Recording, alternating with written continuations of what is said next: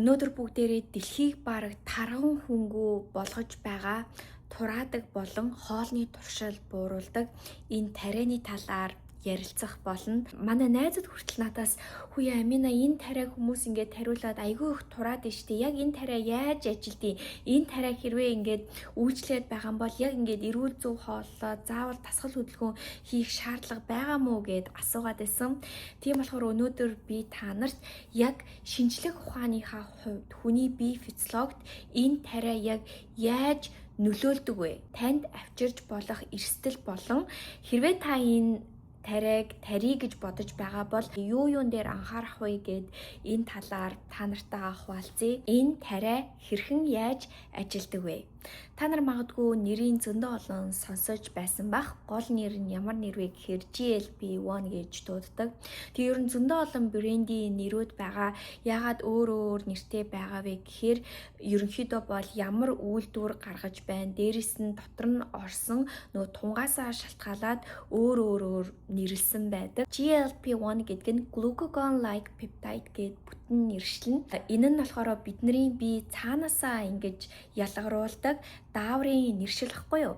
Энэ даавар нь ямар даавар вэ гэхээр та хоол идэнгүүд биднэрт ингээд цадсан мэдрэмж төрдөг штеп. Тэр мэдрэмжийг төрүүлдэг даавар байгаа. Та бидний нарийн гидсэнд L6 буюу L9 гэж байдаг байхгүй юу? Энэ 9 нь энэ GLP-1 гэдэг энэ дааврыг ялгаруулад цадчлаа шүү гэсэн энэ мэдрэмжийг бидний тархи руу явуулдаг. Шинжлэх ухааны хамгийн том нээлт нь юу байсан бэ гэхээр шинжлэх ухаанчид, судлаачид энэ зүйлийг маш сайн ажиглаад тэгвэл бид нар энэ GLP-1-ыг дэмжигч удаан байлгадаг тийм дааврын зүйлийг бүтээчий тэгээд GLP-1 гэдэг тариаг бүтээсэн байгаа. Магадгүй би танд одоо ингээд ярангууд ичидийн гайхалтай тариа шиг л танд сонсогдож байгаа байх. Гэхдээ энэ авчирч байгаа үр дүн бүх зүйлээ дагуулад зөндөө олон бас эрсдлийг ч гэсэн дагуулж байгаа. Зарим бүр ирээдүйд авчирч болох эрсдлийн одоогийн байдлаар хүн төрөлхтөн ч гэсэн мэдгүй. Яагаад гэвэл энэ нь гарч ирээд хэдхэн жил болж байгаа боловч одоо 10 хэдэн жилийн дараа 20 жилийн дараа тэр хүний биед яаж нөлөөлөх талаар одоо хүртэл шинжлэх ухаанчид ажилласаар явж байгаа гэж хэлж болно. Дөрвөлжлүүлээд бүгдээрээ энэ тариа таны биед яаж нөлөөлдөг талаар ярилцгаая. Зөвхөн танд энэ цадгалан мэдрэмжийг төрүүлээд зогсохгүй таны дааварт ч гэсэн маш их нөлөөлдөг байгаа. За юуны төрөнд энэ цадгалан мэдрэмж төрүүлж байгаа энэ мессежийг таны тархи руу чинь явуулж байна гэсэн үг нь таны тархинд аль хэдийн энэ тариа маань нөлөөлж байна гэсэн. Дааварт мэдээж маш их нөлөөлнө. Яагаад гэвэл нойр булчирхайны энэ эргэтэнтэй чинь энэ тариа бүр ингээд яг цуг ажилдаг. Яагаад гэвэл энэ таны нойр булчирхай гэдэг эргэтэн чинь таны инсулин, глюкагон гэд цусан дах чихрийн хэмжээг чинь хяндаг энэ даавартай цуг ажиллаж байгаа байхгүй юу? Энэ дааврууд нь яадаг вэ гэхээр таны цусан дах чихрийн хэмжээг чинь үргэлж маш ингээд доогуур доктортой байлгадаг гэсэн үг. Тийм болохоор хүмүүс эрүүл зөв хооллохдоо цусан дах чихрийн хэмжээгээ хянаж эхэлдэг. Яагаад мацаг барьдаг вэ гэхээр хүмүүс цусан дах чихрийн хэмжээгээ хянаж эхэлснээр хүн өөхөө илүү сайн хасаж чаддаг. Тэгэхээр энэ тариа нь энэ дааврыг автоматар удирдах таны цусан дах чихрийн хэмжээг чинь дооршуулснараа таны жин хасалт чинь айгүй сайн доктортой явж ийн гэсэн. Яг жингээ хасах гэж байгаа хүмүүсийн хувьд яг мэдээж энэ технологи, энэ тариа бол танд нөлөөлнө. Гэхдээ мэдээж нойр булчирхайны чинь ийм том булчирхай, ийм том даавартай шууд ингэж цуг ажиллаж байгаа. Энэ дааврыг чинь энэ эргэтэн маш их ажиллагаанд оруулж байгаа учраас цаашдаа ер нь нойр булчирхайны өвчтэй болох эрсдэл маш их байгаа. Дээрээс нь танай удмын хүмүүс ч юм уу нойр булчирхай өвчтэй ч юм уу тийм түүхтэй бол тийм хүмүүсийг бол энэ тариаг бүр ерөөсөө хэрглэж болохгүй гэж хэлж байгаа. Хэрвээ та үнэхээр илүүдэл жинтэй бол энэ тариаг тариулахаасаа өмнө таны мэдэх ёстой зүйл. Хэрвээ та энэ тариаг тариулаад эхэлсэн бол хэрхэн зөв арга барилаар гарах вэ? Юун дээр анхаарах вэ гэд эдгээр зүйл дээр та нартай хуваалцъя. Энэ тариа нь таны булчингийн массыг чинь алдуулдаг гэдг нь бүр ингээд 100% нотлогдсон. Зарим эмэгтэй хүмүүсөө угаасаа би тийм булчинтай баймааргүй байна гэж бодож иж магадгүй. Гэхдээ булчин гэдэг нь ямар чухал зүйл вэ гэдгийг би та нарт хуваалцаж өгье. За, булчин гэсэн үг маань юу гэсэн үг вэ гэхээр таны энэ бие метаболизмыг чинь авч явж байгаа бүр гол түлхүүр, тулгуур гэж хэлж болно. Яагаад хүмүүс хөгшөрхөөрөө метаболизм нь муудлаа? Яагаад жингээ ерөөсөө юу идэж угааж хайж чадахгүй байна? Дасгал хөдөлгөөн хийгээд энэ өөх хасагдахгүй байна. Хоолоо шингээж чадахгүй байна гэд байдаг вэ гэхээр бидний нас явах тусам бидний метаболизм муудаж эхэлдэг. Яагаад эсэргээрээ хүмүүс эрүүл зөв уургаар баялаг хоолол, жим рүү явж дасгал хөдөлгөөн хий, булчин дээрээ ажил гэдэг вэ гэхээр таны булчин чинь энэ метаболизмыг дэмжигч гол зүйл бөгөөд та булчин дээрээ ажиллах тусам та их хэмжээний эзэн ч гэсэн та энэ булчин руугаа бүх энергийг явуулж ин гэсэн үг. Таны энэ энерги эзэн бүх зүйлийг чинь шатаага, таны энэ бодисын солилцоог чинь дэмжиж, хоолыг чинь шингээгээд таныг ийм эрч хүчтэй байлгаж байгаа цорын ганц зүйл чинь таны булчин баггүй юу? Энэ тариаг тарихаар яадаг вэ гэхээр таны ходоодонд чинь энэ уураг бүх зүйлийг чинь удаан байлгаж байгаа штэ. Энэ үед яадаг вэ гэхээр таны бие чинь шимт хичээлээ авч чадхаа болдог. Энэ үед яадаг вэ гэхээр би чинь автоматар та хэдий ингээд өлссөн мэдрэмж авахгүй байгаа ч гэсэн би чинь маш их өлссөн учраас энэ булчингуудаасаа тэр энергийг авч эхэлдэг байхгүй юу? Тэгэхээр хэрвээ та энэ тариаг тарья гэж бодож байгаа бол заавал уургаар баялаг маш эрүүл зөв хооллох хэрэгтэй. Яагаад гэвэл энэ тариан таныг мэдээж өсөхгүй. Энэ үед яадаг вэ гэхээр хүмүүс за ингээ өсөхгүй байгаа юм чинь би эрүүл зөв хооллох хэрэггүй маань, би дуртай зүйлээ бага хэмжээгээр идээд байх юм байна гэж бодож байж магадгүй. Гэтэл бидний идэх дуртай зүйл чинь ихэнхдээ л ер нь боловсруулсан хүнс байдаг штэ. Тэгээ энэ боловсруулсан хүнс, шоколад, чипс, түргэн хоол, тагаадуур янз бүрийн хооллож байгаа бичийн, ундаа гэд эдгээр зүйл нь бүгдээрээ хоосон калори бөгөөд тань маш их калорийг өгч байгаа ч гэсэн та ерөөсөө тийм шимт хичээлийг авч чадахгүй байгаа гэсэн. Тэгэхээр хэрвээ та энэ тариаг тарья гэж бодож байгаа бол анханасаа бүр яг стратегтэй гэх юм уу? Яг эрүүл зөв хооллоод шимт хичээлээ маш зөв аваад маш зөв уургийн хэмжээндээ үнэхээр анхаарах хэрэгтэй. Тэгээ дээрэс нь та мэдээж дасгал хөдөлгөөнөө бүр заавал хийх хэрэгтэй. Энэ нь таныг гоё биетэй байх хэрэгтэй, ингэх тэгэх хэрэгтэй биш. Та бүр энэ алдаж байгаа өөрийнхөө метаболизм, алдаж байгаа булчингаа дэмжихийн тулд бүр нэн ялангуяа эмэгтэй хүмүүс яг энэ тарианы хохирогч болох маш их магадлалтай. Яагаад гэвэл бидний хувьд энэ гоо сайхан гэдэг чинь ямар чухал зүйл билээ гэтэл бидний бүх гоо сайхан чинь энэ уура коллагенаас бүрдсэн штэ. Эрэгтэй хүнтэй харьцуулах юм бол эмэгтэй хүмүүс ясны сэргэжилтэнд маш их өртөмтгий байдаг байхгүй юу? Тийм болохоор бид нар ялангуяа заавал энэ өөрийнхөө булчин дээр баг зэрэг ч гэсэн ажиллах хэрэгтэй. Бидний ингээд нэг ясаагаад бүх энэ арга ясыг чинь дүшиж тулгуур болж байгаа зүйл нь юу вэ гэхээр булчин байдаг байхгүй юу? Тэгээ хөвшрөх тусам хэрвээ та нар анзаарч байсан бол хүмүүс ингээд бүхтийж эхэлдэг штеп. Бүхтийгөө хөл мүл нь ингээд майг болоод ч юм уу янз бүр болж эхэлдэг. Энэ нь яадаг вэ гэхээр яс нь маш их хэврэг байгааг илэрхийлж байгаа байхгүй юу? Залуу эмэгтэй хүмүүс ч юм уу үүнийг нэх анзаарахгүй байж магадгүй. Гэхдээ хэрвээ та энэ тариаг тарьчаад тарианаасаа гарах үед яадаг вэ гэхээр та булчин та ингээд өөрийнхөө өмнө нь байсан жоохон булчингаа ч гэсэн бүгдийг алдсан байгаа штеп.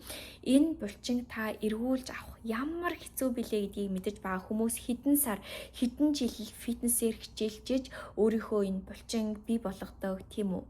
Гэтэл бид нар өөх хуримтлуулах ямар амархан билээ. Та тарианаасаа гараад эргээд жин нэмлээ гэж бодъё.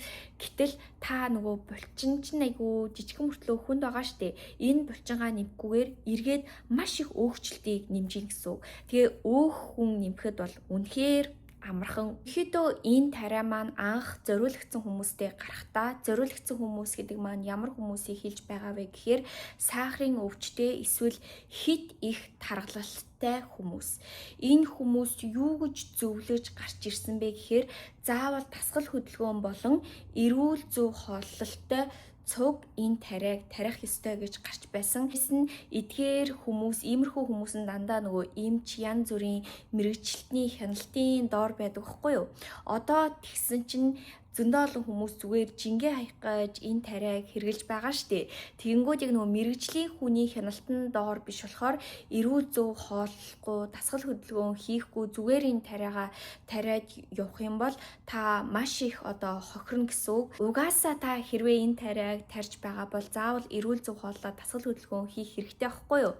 Тийм болохоор эхлээд би энэ зүйлийг зүгээр тариагүй хийгээд үзвэл ямар вэ гэж нэг бодоод үзээрэй. Тэг хэрвээ үнэхээр хурдан үр дүн хүсээд хамтд нь хамсаргая гэж бодож байгаа бол сайн эрсдэл бүх зүйлийн тооцоолох хэрэгтэй. Таны ходоодонд чинь ингээд нөгөө бүх хоолыг чинь барьж байгаа штэ. Тийм болохоор ингээд нөгөө ходоодонд чинь ер нь янз бүрийн хоолны үлдэгдлийг байнга үлдээдэг байхгүй юу? Энэ нь цаашдаа тэгээ зүсний чулуужилт, элэг, бөөр, зам бамбай булчирхайч гэсэн нөлөөлнө гэж шинжлэх ухаанчид мэрэгчлэлтэнгүүд үзэж байгаа. Дараагийн эрсдлийг бүгдээрээ тооцоолцгоё. Энэ нь юу вэ гэхээр санхүү болон сэтгэл зүйн хувьд.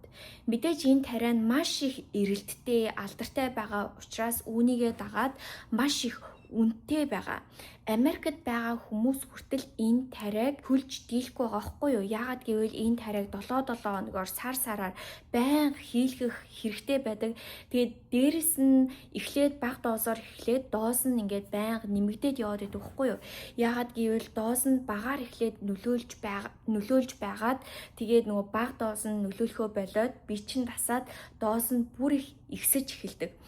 Тэгээд дээрэс нь үргэлжлүүлээд тарихгүй бол тариулгаа болонгууд эргээд маш их идэж эхэлдэг. Та өмнөхөөсөө ч илүүтэй нөгөө бие хоолоор өсөгдсөн байгаа болохоор өмнөхөөсөө ч илүү идмээр санагдана, маш их өсөж эхэлнэ.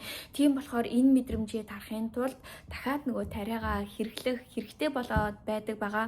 Гэтэл энэ тариа чинь бүр $1000 үнэлэгддэг тариа ахгүй юу? Сэтгэл зүйн хувьд танд яаж нөлөөлөх вэ?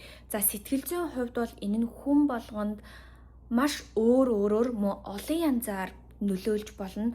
За нэгдүгээр гэх юм бол мэдээж энэ тариа шиг өмнө нь хүний жинг ингэж огцон бууруулж исэн тариа им хизээж байгаагүй учраас хүн жин нь ингээд нэг огцон буураад ирэхээр мэдээж түүндээ маш их донтож эхэлнэ. Үед хүний тархи нь маш их допамин төрж эхэлнэ тийм үү. Тэгээ дээрээс нь өсөхгүй байгаа учраас за би ингээд шимт хичээлээр баялаг хоол идэх шаардлагагүй юм байна. Эсвэл би өсөөгөө байгаа юм чинь би идэх шаардлагагүй юм байна гэж бодож эхэлнэ. Энэ үед яах вэ гэхээр та мэдээж маш их шимт хичээлийн дутагдалд орж эхэлнэ.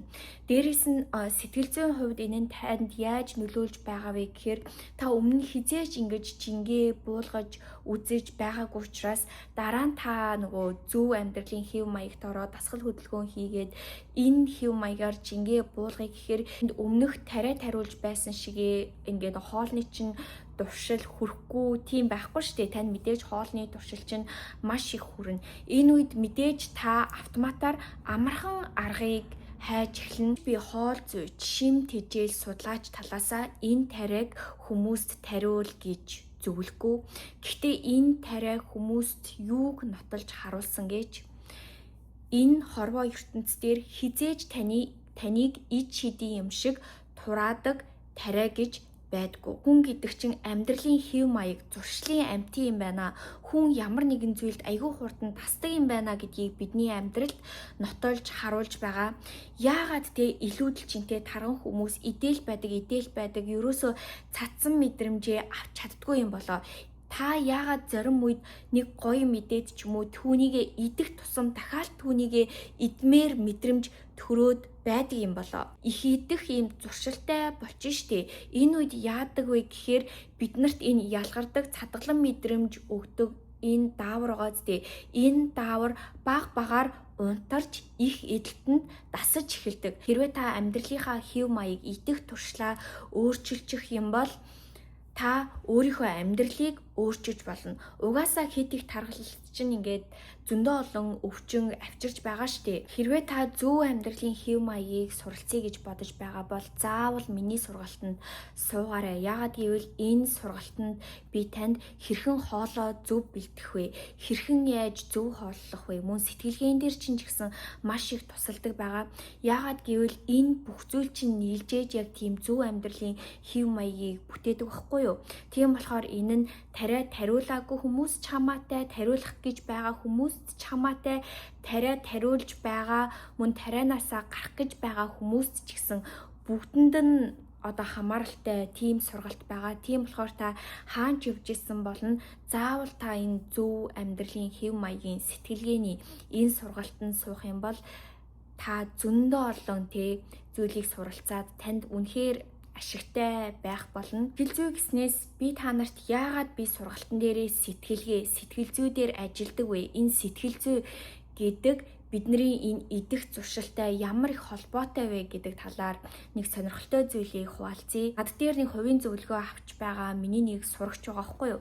Энэ сурагч маань яасан бэ гэхээр энэ тариулаад хэдэн сар болж байгаа. Одоо энэ тарианаасаа зөв гарах гад надтай ингээд сургалт аваад явж байгаа байхгүй юу? Энэ охин айгүйх тийм нөгөө хоол идэх юмнаас хамааралтай байсан гинэ.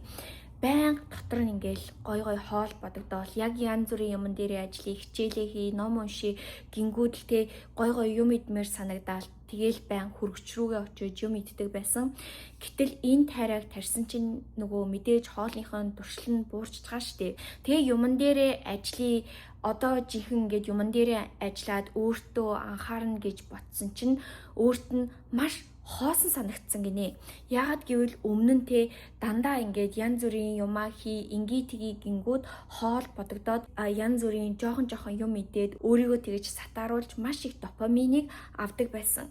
Гэтэл тэр ингээд өөрийгөө сатааруулдаг, допаминыг өгдөг зүйл амьдралаас нь байхгүй болсон чинь өөрт нь маш их хоосон санагдаж эхэлсэн. Яагаад гэвэл байгаа зү яг үннийг хэлэхэд энэ охин хоолнд хит их дуртай да биш, зүгээр л хийх ёстой юмнасаа зүхтаж өөрийгөө байнга ингэж сатааруулдаг байсан байгаа байхгүй юу? Хин зүйлийг ойлгосон чинь би ийм хоолноос хамааралтай хүн байсан юм биш юм байна. Би зүгээр л өөрийнхөө энэ мэдрэмжээсээ байнга зүхтаж хоолоор өөрийгөө сатааруулдаг хүн байсан юм байна гэдгээ ойлгож эхэлсэн. Одоо энэ охин юун дээр ажиллаж байгаа вэ гэхээр өөрийнхөө сэтгэл зүй, би яагаад энэ мэдрэмжээсээ зүхтаж байгаа вэ гэд сэтгэл зүй дээр ажиллаад явж байгаа. Тэгээ ерөнхийдөө бол хүмүүсийг харах юм бол зөндөө олон хүмүүс яг энэ мэдрэмжээсээ зүхтаж сэтгэл зүйн асуудлаасаа болоод хоолноос хамааралтай болцсон байдгаа. Ингэж ярангууд зарим хүмүүс би үнэхээр энэ тариаг тариулах шаардлагатай юм байна. Би хоолны талаар бодмооргүй байна. Хоолноос хамааралтай болмооргүй байна. Тэгвэл би хоол батахгүйгээр өөрийнхөө гоё зүйлс дээр анхаарч болох юм байна гэж бодож байж магадгүй. Бас ингэж ерөөсөө эндүүрч болохгүй. Яагаад гэвэл энэ тариа нь таны энергийн түвшинд маш их нөлөөлнө. Энергийн левелд. Яагаад гэвэл бид нар хоол идчихэж эрч хүчтэй дасгал хөдөлгөөн хийдэг, өөрийнхөө юмн дээр ажилладаг. Хоол гэдэг чинь зүгээр л энэ эрч хүчийг өгж байгаа юм чухал зүйл байхгүй юу? Тэгэхээр энэ тариаг тариулсан хүмүүст маш түгээмэл мэдрэгддэг мэдрэмж нь юу вэ гэхээр та маш их сул болж эхэлдэг. Хэрвээ та өмнө нь дасгал хөдөлгөөн хийдэг байсан бол та жим рүү очиод яг өмнөшгөө тийм хүнд жинг өргөж чадахгүй. Зарим үед та биеэж хөдөлгөмөөргүй санагдана. Яагаад гэвэл миний үйлчлүүлэгчид ч гэсэн энэ мэдрэмж төрж байгаа. Өмнө нь айгүй хитвэтэй байсан, ажиллаа хийгээл юмн дээрээ ажилдаг байсан хүмүүс одоо өдөржингөө зүгээр хэвтмэр санагддаг. Яагаад гэвэл өмнөшгөө идэж чадахгүй, дээрээс нь тэр хоолоо задлж чадахгүй учраас хоол нь ингээд нөгөө өмнөшгөө маш гоё энергийг өгч чадахгүй байгаа штэ. Хэрвээ та ирч хүчгүй бол, хэрвээ та дасгал хийх ч ирч хүчгүй, ямар нэгэн юмн дээрээ ажиллах энэ энерги мотивацгүй бол таны амьдрал юу болж хувирах вэ?